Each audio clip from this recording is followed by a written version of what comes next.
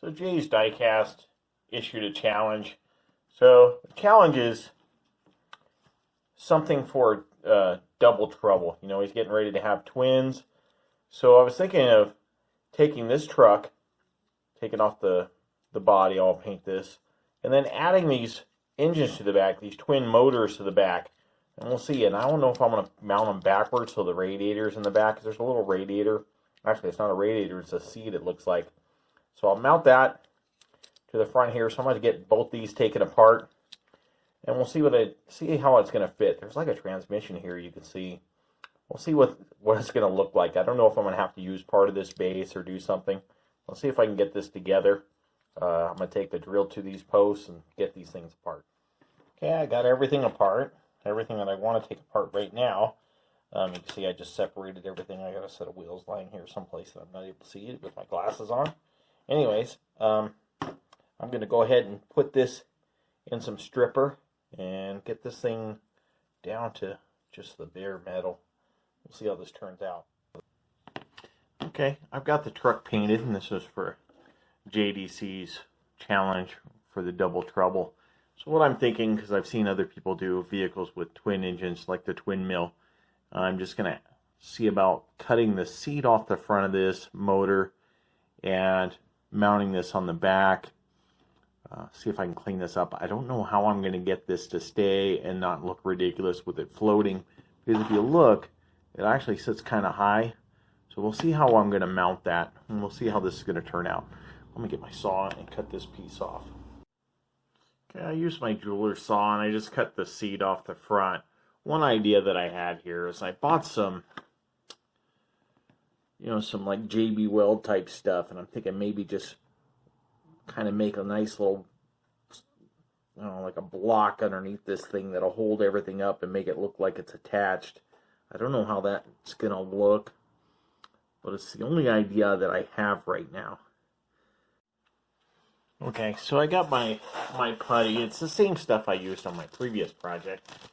And this putty, it's just some cheap putty from Harbor Freight, really.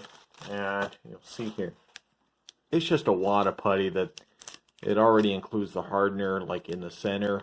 So I'm just going to cut a piece of this off, see if I can fold it into like a block shape.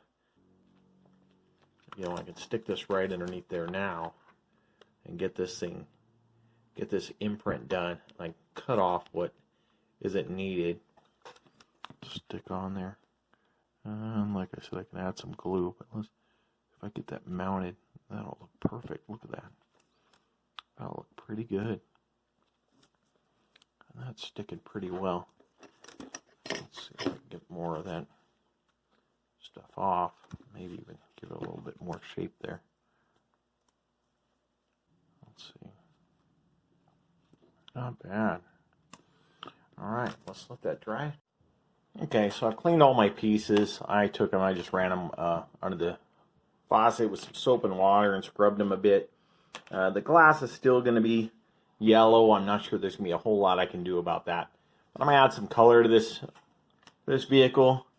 Add some chrome to the horns up top. And, add some color to the valve covers on the engines. And let's see if we can make this thing look cool. Let's add some color here. So yeah, I don't know what this is on there.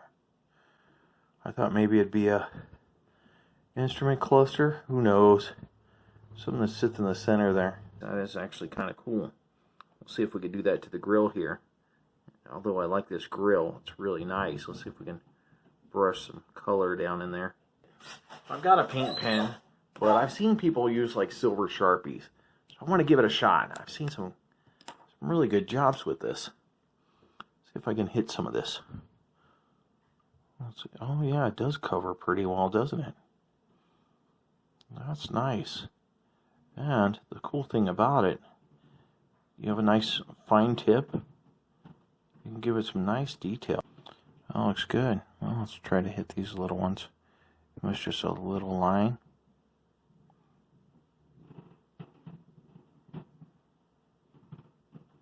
That's cool. Very cool. A little mirror here.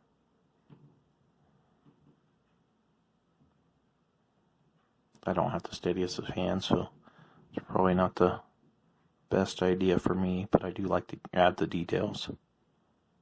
I'm amazed that a Sharpie actually worked, and it looks pretty good. Now, what about these? These are more than likely the tail lights, but if I add a little red underneath this chrome, it'll look like a chrome bezel over the tail lights. So I think that'll work out for me. But when my daughter was younger, she loved pink. Pink was her color. So that's actually working pretty well. I'm a fan of the Sharpie idea now. I don't know who I first witnessed doing that, but I've seen a couple people do it. And it's very clever. Yeah, it looks like an anodized aluminum. How cool is that? Glad I'm, not only learning new techniques, but trying them out. I got some other ideas on the way for some other vehicles. So I definitely like to learn things and try and experiment. Just do some different methods. Try these things out, and hopefully I remember them and think, oh yeah, I tried this before, and this was really good. Or I'll say, oh, I had such a terrible time with that. I don't ever want to do that again. So we'll see how that works out for me, right? I want to thank JDC for having this challenge. I was trying to come up with ideas, and I had this rig, and I thought, what a nice truck that is, It's just a really good-looking truck.